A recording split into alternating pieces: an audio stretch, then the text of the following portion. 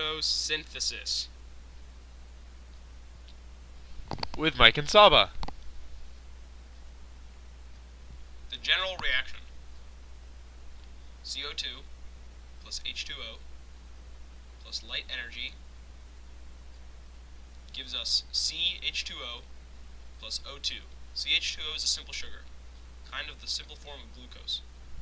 There are multiple pigments in photosynthesis. There's chlorophyll A, which absorbs mostly red light, chlorophyll B, which absorbs mostly blue light, and accessory pigments that absorb all the other types of light. Here's a general chloroplast. The things I'm drawing right now are thylakoids. A group of thylakoids is called a grana.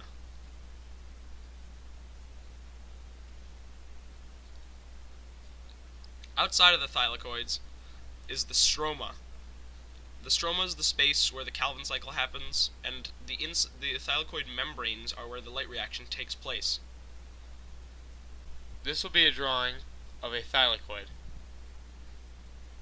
The thylakoid has an outer membrane and an inner membrane.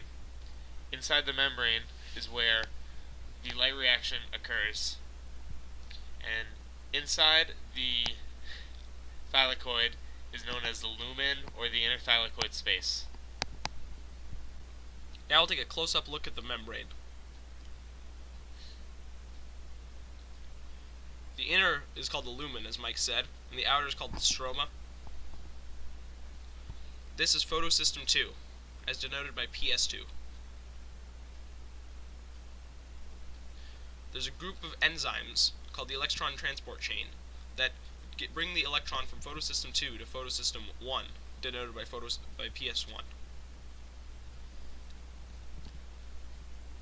The electron is taken from H2O via a water-splitting enzyme.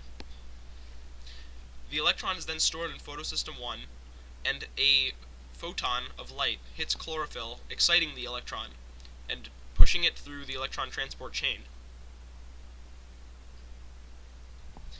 The push through the electron train allows for a H plus ion to be pumped through, creating a concentration gradient. The electron that had moved through the electron transport chain then goes to photosystem 1, where more light photons hit it and it gets excited again. What happens next is that the electron goes and makes a bond between the H plus and the NADP plus, creating NADPH. The NADPH moves on to the Calvin cycle. Mike mentioned earlier the concentration gradient. This is useful because of the ATP synthase. The ATP synthase is an enzyme that is in charge of creating most of the ATP used in photosynthesis. The concentration gradient makes the hydrogen ions want to escape and go out back into the stroma. So they go through the ATP synthase. Now the ATP synthase rotates and makes ATP through a really complicated process. Now we'll move on to the Calvin cycle. It starts with RuBPH, a 5-carbon compound, and CO2, a 1-carbon compound. These go together to make a 6-carbon compound, but break up into 3-carbon compounds called pGal.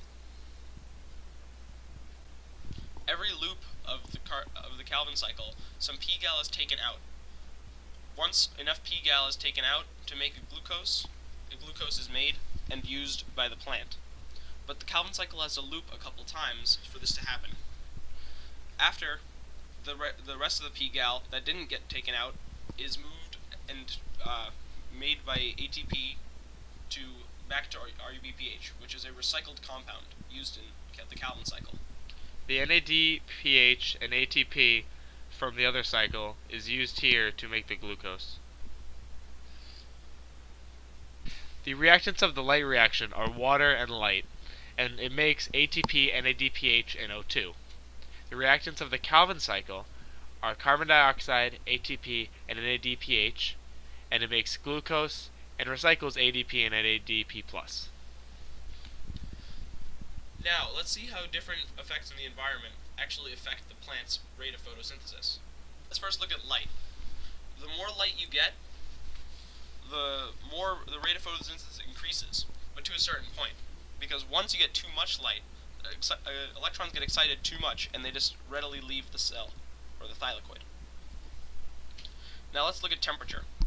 So the temperature has an ideal point, and this would be the peak of this parabolic graph. When the temperature is too low, well, the rate of photosynthesis is too low. But when the temperature gets too hot, the stomates of the plant close, and thus can't get any CO2, so the rate of photosynthesis decreases. Now let's go over to CO2. The more CO2 there is, the more rate of photosynthesis there is, but there's a maximum point, so this plateaus.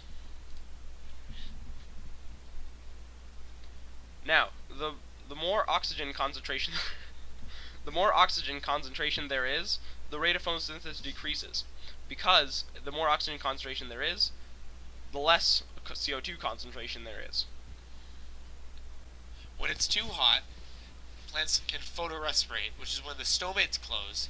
This causes a mixation of oxygen instead of CO2, so it creates a 2-carbon compound, which is useless. One adaptation is a C4 plant. They have the Calvin cycle and the light reaction in 2 different cells, so it doesn't photorespirate. Another adaptation are CAM plants. They only open their stomates at night and store CO2 in acid form and break it down during the daytime.